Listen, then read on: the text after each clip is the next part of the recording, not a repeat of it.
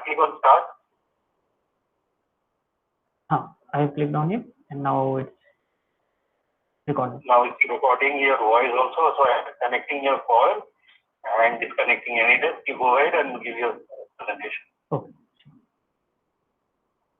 I immediately start right now. Okay. Yeah.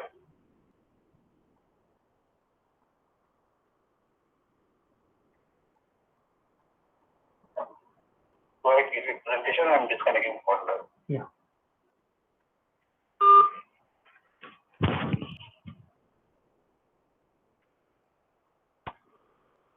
Greetings to all. This is Ankur Srivastav from the Department of Theoretical Sciences, working with Dr. Sunandan Gangopadhyay. Today I am going to talk about holographic superconductors. My plan of the talk is following, where I will start by describing superconductors, then I will talk about holographic superconductors, then continuing with rotating holographic superconductors on which I have worked, I will end this talk by listing some of my other projects. So superconductors can be identified by the property that if you cool down certain materials below a certain critical temperature, their resistivity suddenly becomes zero, and if you put them into a magnetic field, then they would expel it. To explain this phenomena, a theory called BCS theory was proposed, named after its discoverers, Bardeen, Cooper, and Schrieffer. According to BCS theory, there is some sort of pairing of opposite spin electrons. That pair is called Cooper pair, and below critical temperature, these Cooper pairs condense and the whole system undergoes through a second order phase transition.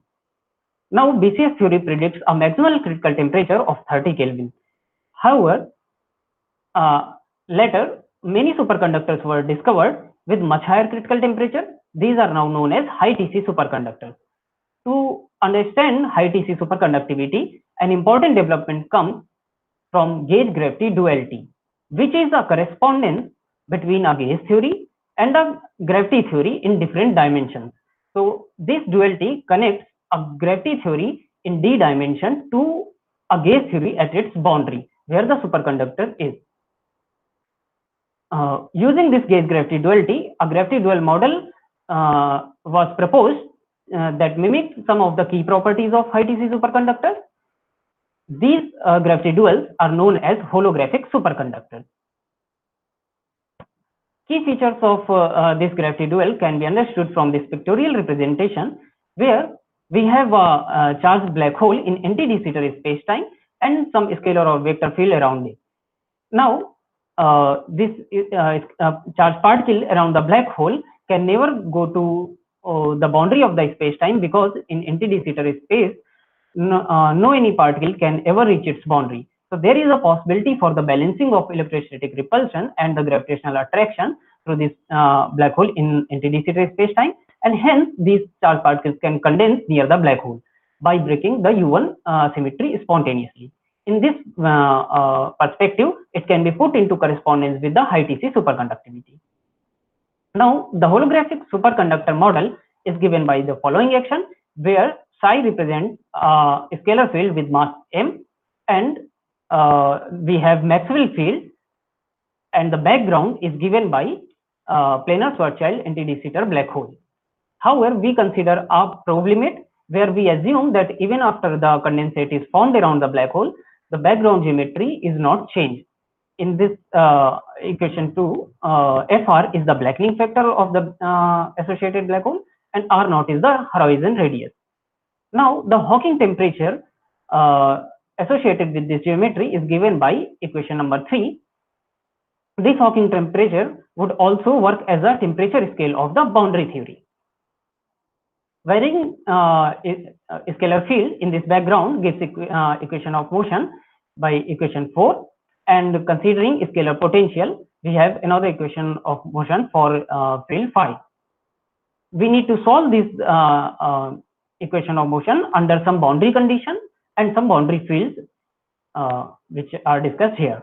So we assume that near the ADS boundary there is conformal scaling, and hence the fields psi and phi scale like equation 6 and 7, where delta plus minus are conformal dimensions associated with these fields at the boundary, and psi plus and psi minus are constant vacuum expectation values related to these conformal operators at the boundary. Regularity condition on the horizon of the black hole demands that scalar potential on the black hole horizon is 0 and scalar field follow this first equation. And on the asymptotic ADS boundary, we consider that psi minus is equal to 0 because we want the spontaneous symmetry breaking of U1, not a source one. This psi minus could be interpreted as a source of psi plus, which is the condensate. However, we can alternatively consider psi plus as a source and psi minus as its as the condensate, and hence we can equally choose psi plus to be 0. Hence, we have two different CFTs associated with the same bulk theory. Solving numerically for the psi plus and psi minus in two sittings, it was found that there is indeed a second order phase transition, and the condensate does form below a critical temperature, and then it is natural to expect it to explain the superconductivity. We extended this model on rotating black hole, where A is the rotation parameter associated with this geometry, which can take values between 0 to 1, where A is equal to 0 is non-rotating limit and A is equal to 1 is the maximal rotating limit. Hawking temperature also changes accordingly. We have considered same complex scalar field with mass m and Maxwell field. However, because of an additional T phi term in the metric, we have additional field omega here.